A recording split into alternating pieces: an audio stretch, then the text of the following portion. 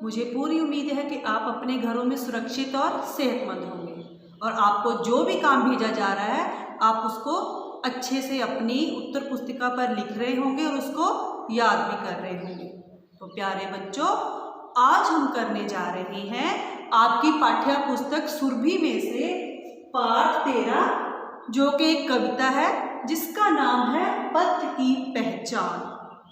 पथ की पहचान जो कविता है ये हिंदी के मशहूर कवि श्री हरिवंश राय बच्चन जी द्वारा लिखी गई है।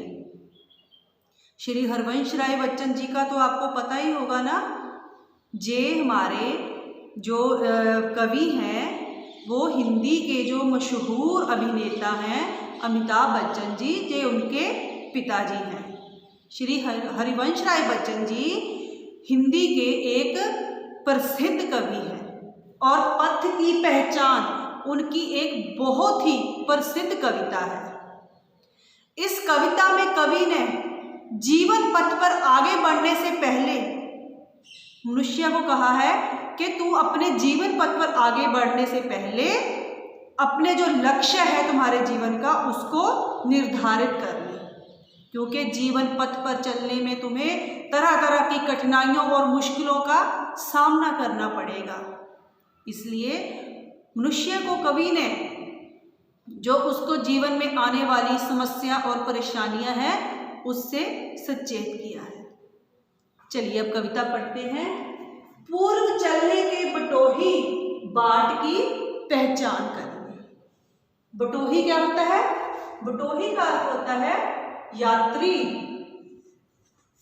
बटोही किसको कहते हैं? यात्री को। बाट की पहचान कर ले। बाट का क्या अर्थ होता है? रास्ता।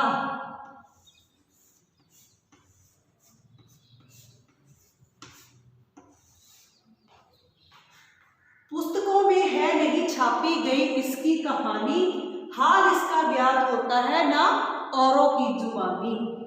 अनगिनत राही गए इस राह से उनका पता क्या? अनगिनत क्या होता है? जिसकी गिनती ना की जा सके। अनगिनत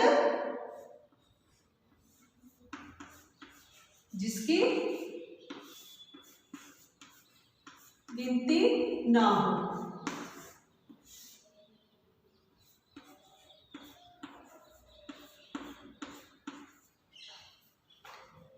पर गए कुछ लोग इस पर छोड़ पैरों की निशानी, ये निशानी मूक होकर भी बहुत कुछ बोलती है। मूक का क्या होता है? मौन।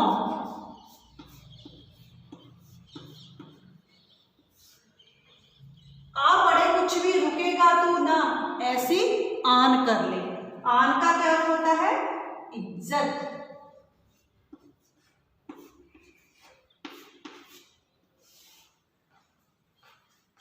पूर्व चलने के बटोही बाट की पहचान कर। पूर्व का अर्थ होता है, एक तो पूर्व दिशा होती है, लेकिन जहां पूर्व का अर्थ है पहले।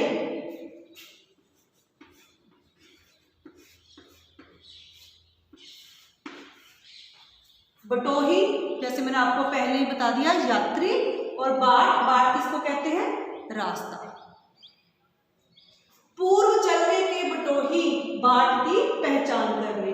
बटोही को राही भी हम कह सकते हैं, जो राह पर चलने वाला होता है राही।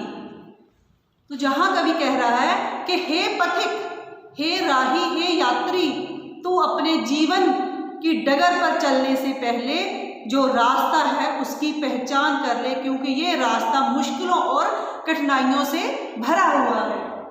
पुस्तकों में है नहीं छापी गई इसकी कहानी, जो जीवन डगर में तुमको परेशानियों और समस्याओं का सामना करना पड़ेगा, इसकी कहानी तुम्हें पुस्तकों में भी नहीं मिलेगी। हाल इसका ज्ञात होता है ना औरों की जुबानी। ना ही तुमको जीवन डगर की समस्याओं का जो सामना करना पड़ेगा, इसकी जो तुम्हें है इसका अनुभव औरों की जुबानी, जो औरों से सुनने से भी नहीं होगा। ये अनुभव तो तुम्हें स्वयं अपने आप ही होगा। अनगिनत राही गए इस राह से उनका पता क्या? इस जीवन डगर में अनेक यात्री इस राह से गए हैं लेकिन उनका कुछ भी पता नहीं।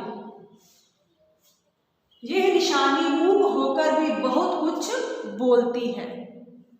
जो है ये यात्री इस रास्ते से गए हैं, वो अपने पैरों की निशानी छोड़ गए हैं, लेकिन यह जो निशानी है ये मौन होकर भी बहुत कुछ बयान करती है। उनकी जो है उनके अनुभवों को, उनकी कहानियों को हमें बताती है। आ पड़े कुछ भी रुकेगा तू ना, ऐसी आन कर ले। हे मनुष्य, तुम्हारे रास्ते में जितनी भी कठिनाइयां या समस्याएं आए, तू ऐसा प्रण कर ले कि तू कभी भी जीवन डगर के पथ पर नहीं रुकेगा।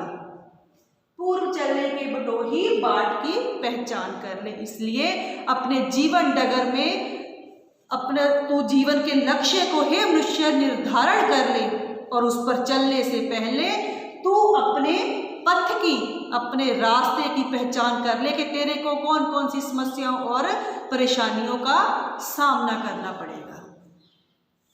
इस तरह श्री हरिवंश राय बच्चन जी ने मनुष्य को जहाँ अपने जीवन डगर पर चलने से पहले अपनी कठिनाइयों और समस्याओं के बारे में पता करने को कहा है। तो बच्चों, आपने ये कविता अच्छी तरह से पढ़नी है, और मैं PDF में जो आपको प्रश्न उत्तर भेज रही हूँ, आपने अपनी उत्तर पुस्तिका में लिखनी है। धन्यवाद बच्चों। आपने घर पर रहना है, सुरक्षित रहना है।